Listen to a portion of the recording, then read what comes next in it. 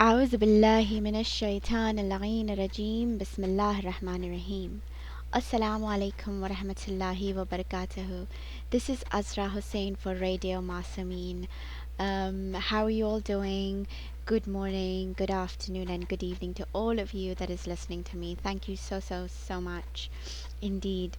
Now, I wanted to tell you I'm going to be doing volume 1 and video 2 for Tears and Tributes, the narration, the book, the novel written by Zakir on tragedy of Karbala. So we're still in the introduction part and trying to get there, but introduction is has a lot of information for all of us to learn. So I want to read that as well. That's why I'm reading it, and then I'll preface, and then we're going to get into the chapters. So. And then I've got a really good session today. I will be talking about this really good article that I found in Times of India about Muharram. So that I'll be reading out to you. And also, I'm going to be reading some Quranic guides and kind of going back in time and learning about the history of mankind a little bit in regards to humanity, just a little, not too much. And then I've got a hadith from Imam Zamana alayhi salam, Allahumma salli ala Muhammadin wa ala Muhammad. And then I thought if I do have time, I'll definitely do a poetry on Bibi Ruqayya bint al-Hussain alayhi salam, or Bibi Sakina, whatever you alayhi salam, whatever you call the 4-year-old Bibi, the Masum Bibi. So I thought I would recite a poetry on her that I had written, inshallah. And at the end of my session, I will definitely, at the credits, please do check out my blog spots that I have been writing, and I will post this article so you could also read it. So it is called My Diary of Peaceful future.blogspot.com. So I'll also leave that at the end of my credits, so inshallah. So before we go, I want to read this article for you. It's really cool indeed. I stumbled upon it as I was researching for something of Imam Hussain, and all of a sudden I just came upon this. This is and I started reading it, and I was like, okay, this is a really good article. I think I would share with people on my Radio Masumeen, inshallah. So here it is. It is from the Times of India, and it was written in Patna. It's the edition from the Patna area. It was written by Faizan Ahmad on January 21st, 2008. And so here it goes. He says, Bismillah ar-Rahman ar-Rahim, Muzaffarpur, on the 10th day of Muharram, the first month of Islamic calendar, Shia Muslims across the world spend a day in mourning to commemorate the 1327-year-old martyrdom of Hazrat Imam Hussain, his family and followers. Here on Sunday, a group of Hindus participated in the Muharram procession with equal veneration. They claim their lineage to Hussaini Brahmin sect, and from this year they have revived their centuries-old tradition of shedding tears in the memory of the martyrs of Karbala, which their ancestors used to do. Mostly Bhumihars, the group marched barefoot from Bada Imam Bara in Brahmpur locality, here beating their chest and chanting Ya Hussain. They also carried banner proclaiming their sentiments towards the Imam and his martyrdom. Our ancestors also fought in support of Imam Hussain and sacrificed their lives in Karbala. We are equally pained at the historical martyrdom, said Bhumihar Brahmin Mahasabha convener Arun Kumar Sharma. References in several books and records confirm that some Hindus did join Imam Hussain, the grandson of Prophet Muhammad, when he was through a bloody battle against Yazid at Karbala in Iraq on October 10, 680 AD. The sect, which was later named Hussaini Brahmin, had settled on the banks of rivers Euphrates. Subsequently, they returned to India and assumed various titles like Dats, Mohias, Tayajis, and many others. They also practiced in an intriguing blend of Islamic and Hindu traditions. This was the first time in recent memory that the people claiming the lineage joined the Muharram rituals in this part of the country, sorry. The late Sunil Dutt, who belonged to Hosseini Brahmin sect, used to attend Muharram processions. Now let me tell you who Sunil Dutt was. Sunil Dutt was a Bollywood actor who was married to a Bollywood actress named Nargis, who was of the Shia school of thought. So it's very interesting indeed to know this.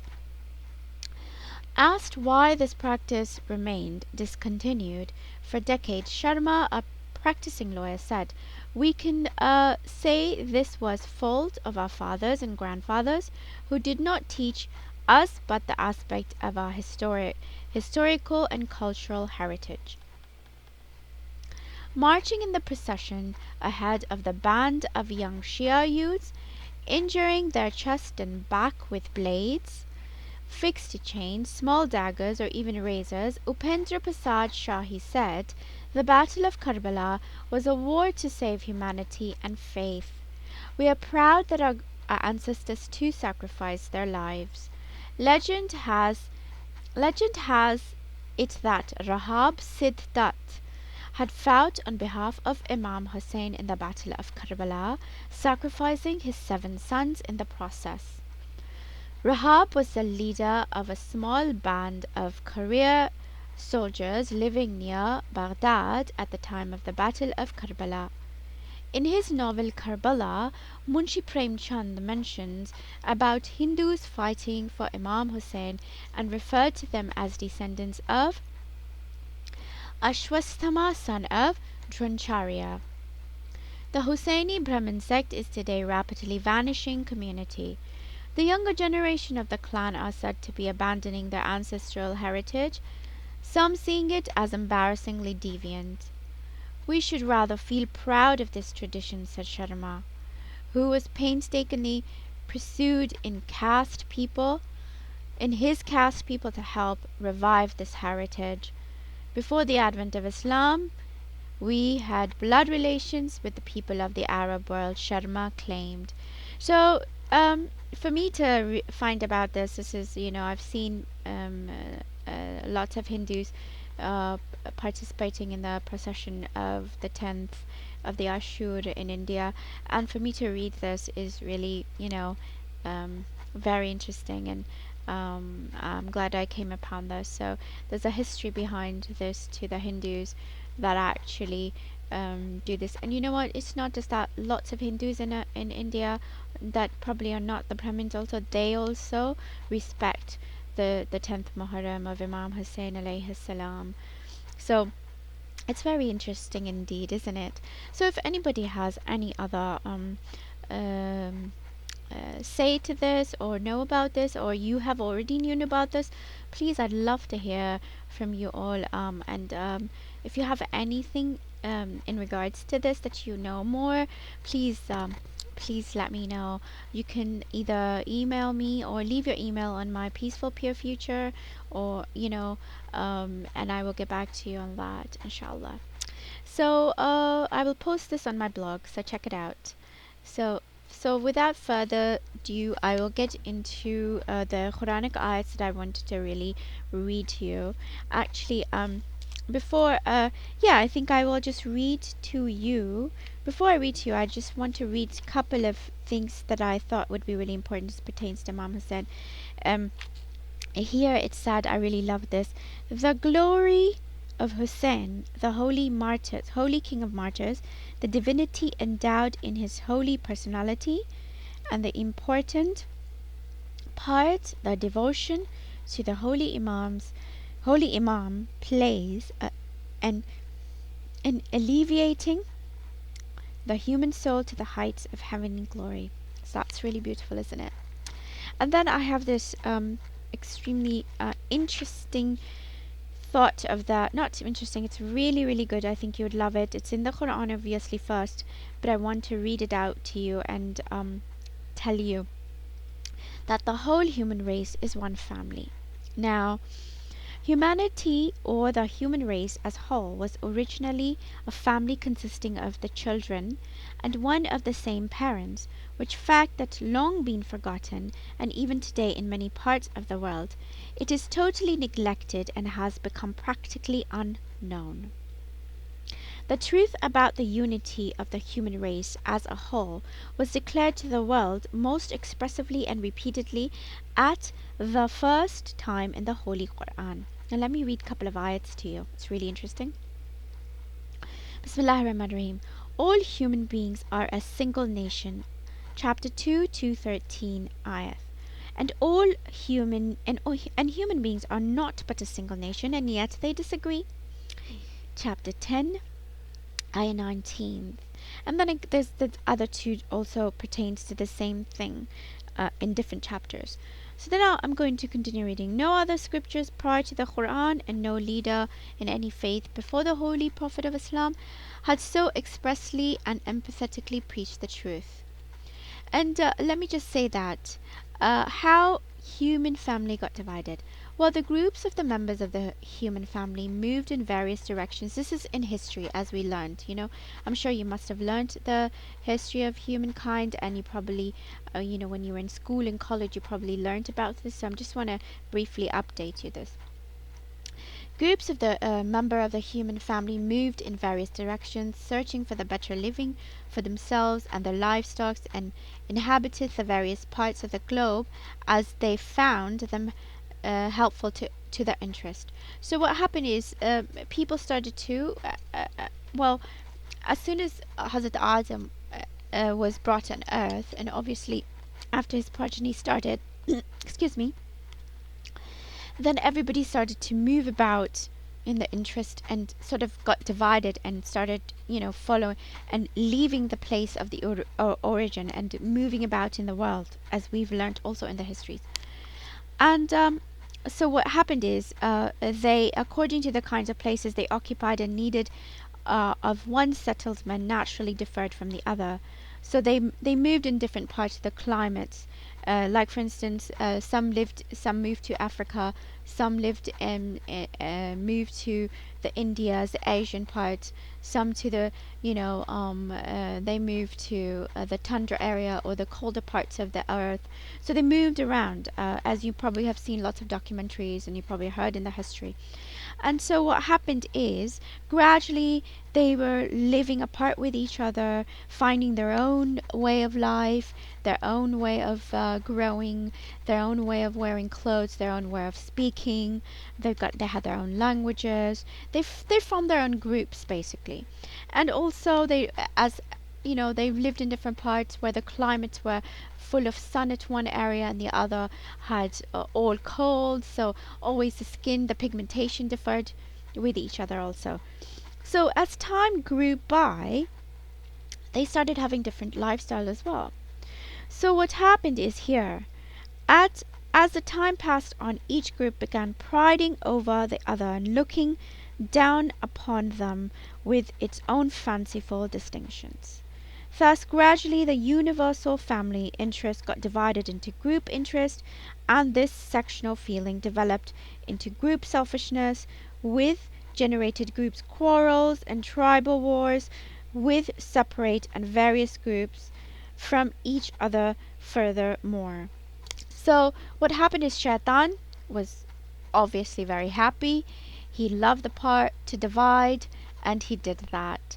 And he started dividing and putting pride in everybody that, oh my gosh, you are better. Just say that you're better. You're better than that group. Remember that. So he would go to the other group and say the same thing. You're prettier than the other group. Or you've got more things going on for you than the other group. And so say Shaitan, Iblis, obviously had a chance to divide and bring upon hate with each other, and so now destroying, and now they've started to destroy each other, fights, so forth. they started to kill each other, capture women, even children, and serve them, and and to make money by selling them to others and slaves. This is what it's in this book. So it's really interesting. And so, and then after that, it also started the shedding of the blood of the human family by its own members. So, with the dissension getting more and more intensified, the hatred between the groups becoming deeper still, and the gulf of the differences separating each other becoming wider and wider, and each group losing its interest in each other, and feeling a mankind belonging to one and the same family was altogether lost, and each group treated the other as the alien one, unknown to it, without any bond of affinity at all. Thus man began an enemy of man, and lived a beastly life in the jungles he occupied, each group preying upon the other. So this was the consciousness of a humankind.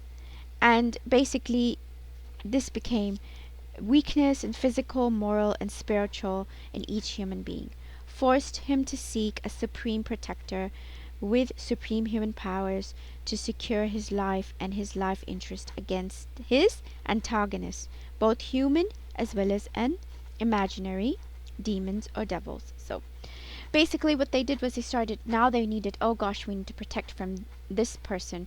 They're our enemy now. What can we do? So now they started to thinking of supernatural. So that's how it has happened. And so, owing to this enmity and hatred against each other, man feared the man, at the same time believed in all sorts of evil spirit. So they also started doing that as well, that in the past. And in the Quran you will also, now what happens is, now now Allah says in the Quran that the correct guidance to the creatures can only come from up the all-knowing, the all-merciful Lord Himself. So man left to himself without any guidance from the Creator could never have any way of the light of knowledge of the things and energies in the midst of which he has been placed. So now now the Holy Quran here is saying that when the Prophet came about, he said, as he has mentioned in the Word of God, he said, and every people had a prophet. Chapter 10, 47 ayat. And certainly we raised in every people a prophet. Chapter 16, ayah 36. And there is not a people but a warner has gone among them. So chapter 35 and 24.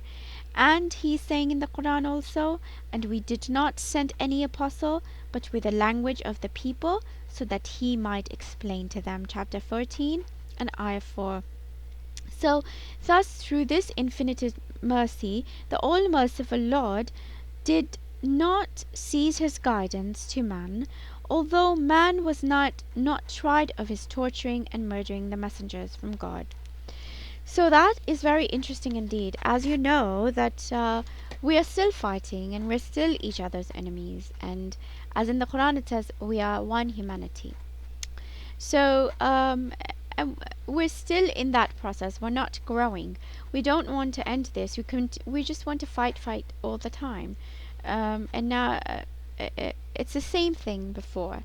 As Shaitan has taken over all of us to divide and not respect each other, and that kind. Now I know you cannot change people's beliefs now. We've come so much far. Only a divine intervention can actually change a lot of thoughts and stuff. But if you cannot do that, but at least we can live in peace with each other. We could have common ground. And if not, if we cannot even get along like that, we live apart. But we should not hate and kill each other. We can still live in peace in this world, but with respect of other feelings. So that is very important indeed. I was I was actually the other day wrote this on my page on Facebook. So let me read this out to you. there was an incident on Facebook that I thought maybe you would um, happen. So I thought I sort of wrote this. They had a little sayings that you could write or your thoughts on Facebook. So I decided to write this um, in regards to this indeed. So let me read this out to you. I said, but of course, we will not agree to them, means any other, you can take it as they will not agree to us. So in this situation, either we live away from them, or we live in peace with them, or do not interfere with each other and be cordial.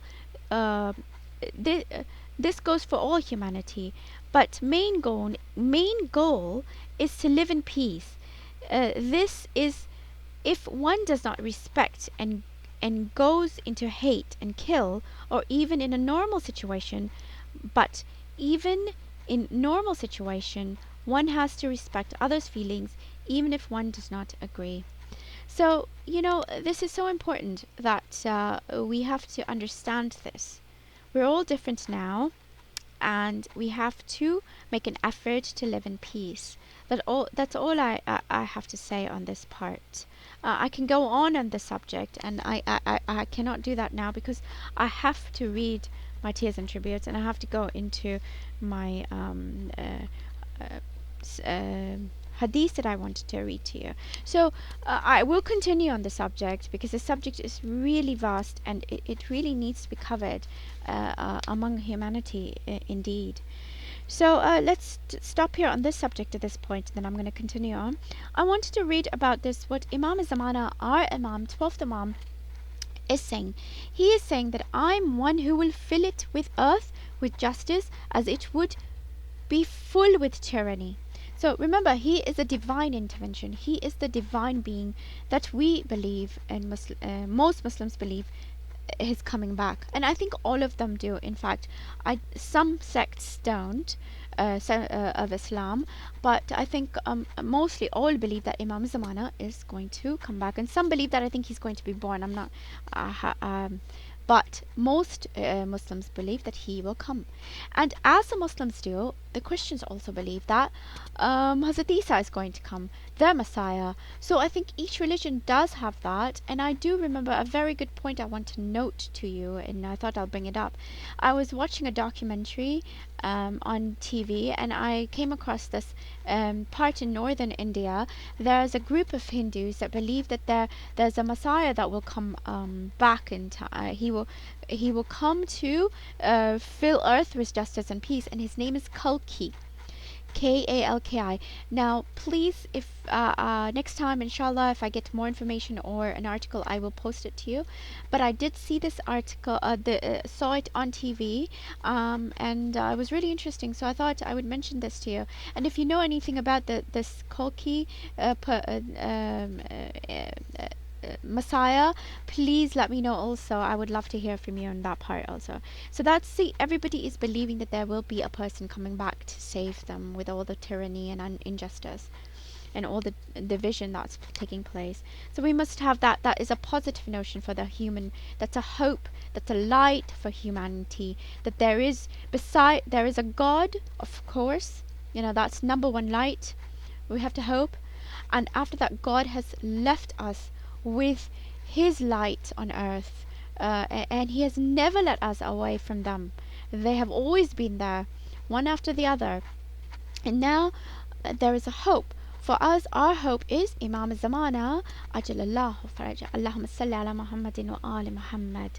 So that is one thing, and I think I've gotten so far from my narration, and I think I'm only going to do one page of my narration, but I have to do it. And I thought, once you get caught in speaking about something, and you want to say a lot about the subject, you just go on and you forget the time. I'm so sorry, but let me read out to you at least a page of the tears and tributes, and my next time, inshallah, I will read a lot.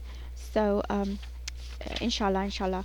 So let's see. I think we ended up with Imam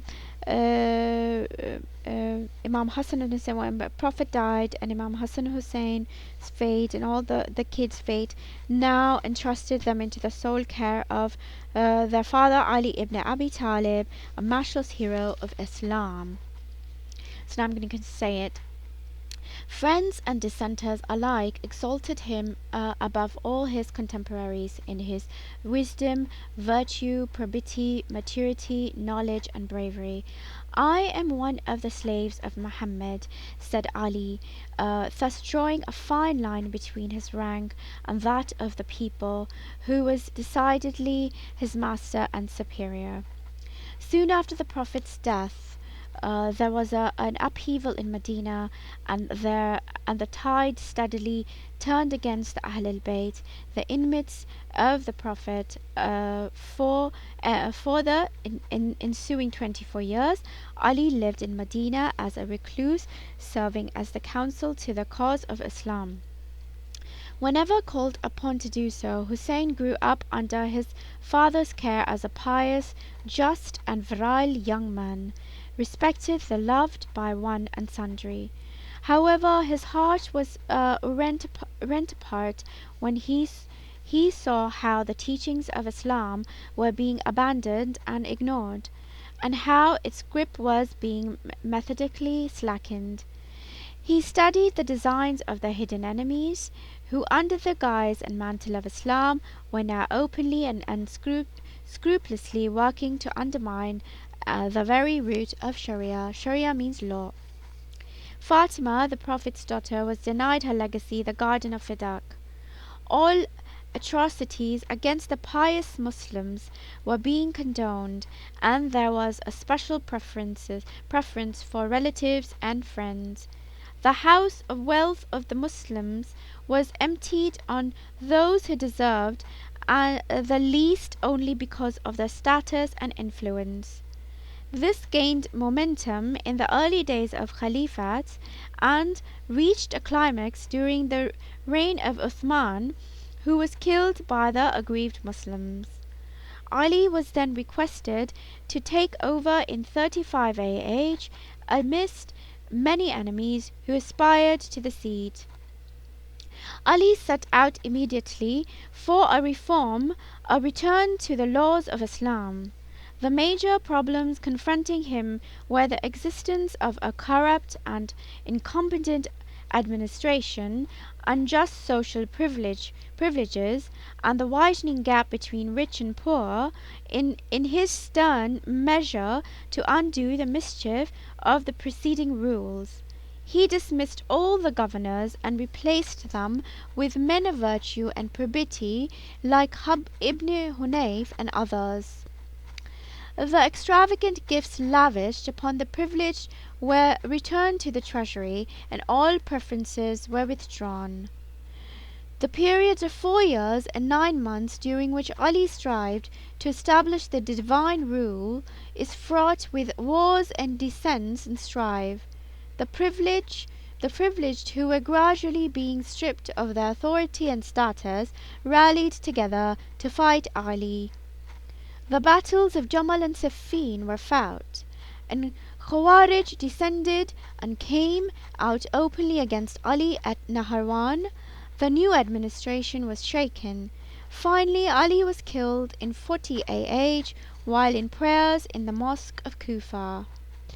And now I think I'm going to stop here with Mawla Ali alayhi salam, and I'm going to continue with Imam Hassan alayhi salam in my next part. I'm really extremely sorry, but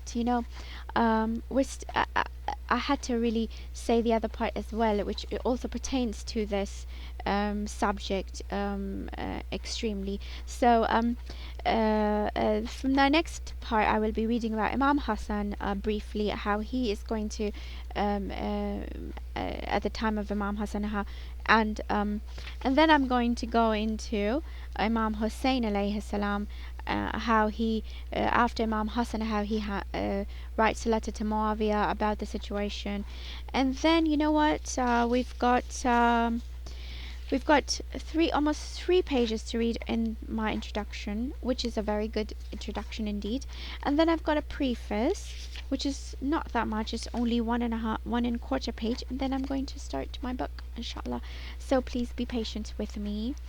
And now I wanted to briefly read the poetry that I had written on Bibi Ruqayya bint al-Hussein and Bibi Sakina alayhi salam, whoever, whatever you call, because I know that the Arabs called Ruqayya bint al-Hussein, and the Indo-Pak area they call to the 4-year-old daughter of Imam Hussain, Sakina bint al-Hussein alayhi salam. So, but I know, remember going to Syria, I saw on her grave, just want to mention this, it said Ruqayya bint al-Hussein. So anyway, so let me read this out to you. It's really the sweet princess, the 4-year-old princess who had to face so much at that age. You know, it's heart-rending. It, it, it, it, it breaks your heart what she has gone through. Being 4-year-old only, she had to face this. It's extremely sad indeed. So anyways, let me start reading this. Little she may be for all to see. She was and is a beacon of strength and to all young and old be. Born was she to the great man, a saviour of Iman, of all Adam's clan. Her courage with pain, her dignity with pain, her chastity with pain, her clemency with pain, her thirst with pain, her cry with pain, her tears with pain, her patience with pain, her love in pain, was all for God, as little as she was in the battle of sorrow fame. Sad fame was her fate, should be in our roots of souls, souls that feel the pain that is great as black hole.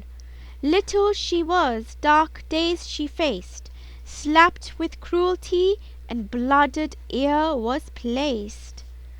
Her cry for beloved is still in the air, for it is treasured by God for all to hear and bear.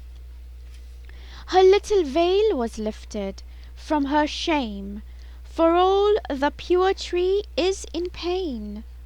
As she walked on hot days of dunes, as she fell off with pain, the neck pained with rope and blood, the humiliation of stones of flood. She cried with pain, she held tight, with scared blame. Blame of what cause, she probably thought, as she faced the dark prison of cry that would lift her soul, for her to leave the cruel world of dry. For little one like her world of pure, scorned, mourned, shattered, and will never cure. Little she may be, for all to see, she was and is a beacon of strength to all young and old be. By Azra Hussain, just pure thoughts. I had written this in Rajab 1430, July 13th, 2009. So I think I've gone overboard, but I think I might post my poetry on my blog as well, so check it out. Indeed, if you want to, that is. So, inshallah, I think I will end now. I've gone over 33 minutes, and it's a lot indeed for most of you, I know. But this is radio, so it goes on, and I don't have a script. I read with references around me, and I just speak with my heart. So, so I can't just I cannot just stop it. It's like a radio, you just speak. So that's how it is. So anyway, inshallah, I hope this was informative. If you do have any questions or anything that you want to let me know in about anything, or you have any contradictions of anything, please feel free to leave your email on my site of Peaceful Pure Future, or you could leave it on Facebook, or you could also leave it on my blog, your email address, and I will contact you. And then inshallah. So do check the article out if you want to read on my blog, inshallah. And until then, until next time, take care of yourself, and I hope you have a wonderful day indeed, or evening or afternoon. Take care. This is Azra Hussain for Radio Masumeen. Assalamu alaikum wa rahmatullahi wa barakatuhu.